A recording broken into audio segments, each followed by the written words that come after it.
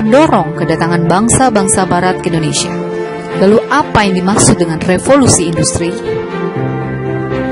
Revolusi industri adalah pergantian atau perubahan secara menyeluruh dalam memproduksi barang yang dari sebelumnya menggunakan tenaga manusia dan hewan menjadi tenaga mesin.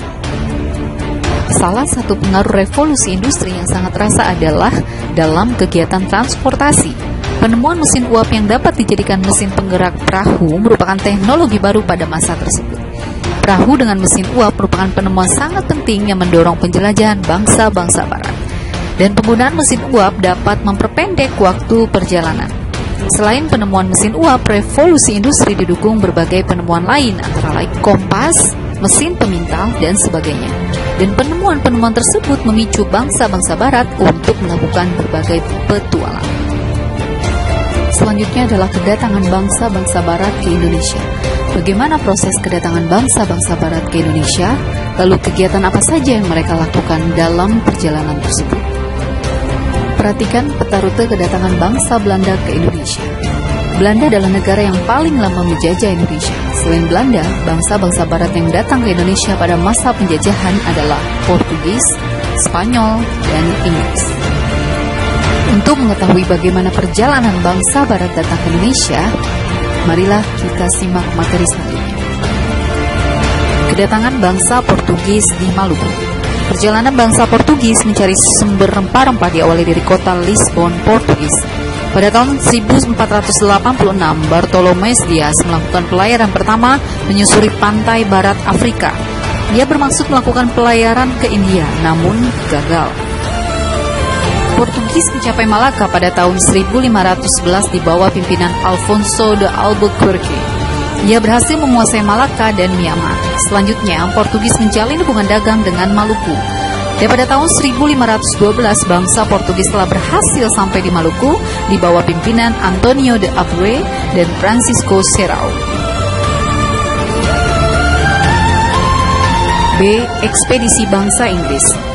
Persekutuan dagang milik Inggris diberi nama EIC atau East Indian Company. Di dalamnya bergabung para pengusaha Inggris. Walaupun Inggris tiba di Kepulauan Nusantara, pengaruhnya tidak terlalu banyak seperti halnya bangsa Belanda.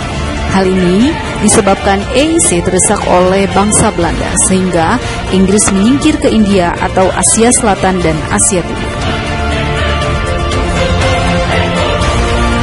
C. Kedatangan bangsa Belanda di Jayakarta atau Jakarta. Jayakarta merupakan pelabuhan penting di Pulau Jawa yang kemudian menjadi markas VOC. Bagaimana proses kedatangan Belanda di Indonesia?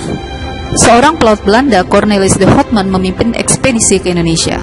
Lalu pada tahun 1595, armada de Houtman mengarungi ujung selatan Afrika. Selanjutnya terus menuju ke arah timur melewati Samudra Hindia. Dan pada tahun 1596, armada de Houtman tiba di Pelabuhan Banten melalui Selat Sunda. Kedatangan Houtman di Indonesia kemudian disusul ekspedisi-ekspedisi lainnya. Dengan banyaknya pedagang Belanda di Indonesia, maka muncullah persaingan di antara mereka sendiri. Dan untuk mencegah persaingan yang tidak sehat, pada tahun 1602 didirikanlah VOC atau Perserikatan Maskapai Hindia Timur yang merupakan merger atau penggabungan dari beberapa perusahaan dagang milik Belanda. Gubernur Jenderal pertama VOC adalah Peter Boone. Ia mendirikan pusat perdagangan VOC di Ambon, Maluku. Namun kemudian pusat dagang dipindahkan ke Jayakarta atau Jakarta karena VOC memandang bahwa Jawa lebih strategis sebagai lalu lintas perdagangan. Selain itu, Belanda ingin menyingkirkan saingan mereka yaitu Portugis di Malaka.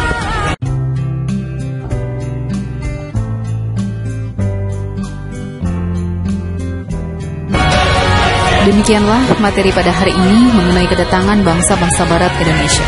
Untuk tugas, silakan kalian gambar peta rute perjalanan kedatangan bangsa Portugis ke Indonesia, kerjakan di kertas HVS dan gambar dengan rapi. Lalu di bawahnya berikan keterangan atau penjelasan dengan lengkap. Demikianlah untuk materi hari ini dan sampai jumpa di video pembelajaran berikutnya.